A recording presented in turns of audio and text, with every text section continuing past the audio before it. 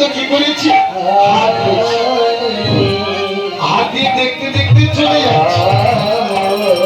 বলছে এই সুবল, তুই আমার রায়ধনীকে আনতে পারলি না, তুই একা একা ফিরে এলি। ওই সামনে আয় দেখি।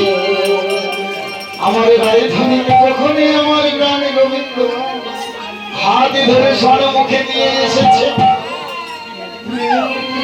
বলছি প্রাণনাথ, তুমি তো আমায় ভালোবাসো না প্রাণনাথ? বলছি কেন রাই, আমি তোমার জন্য বিরহ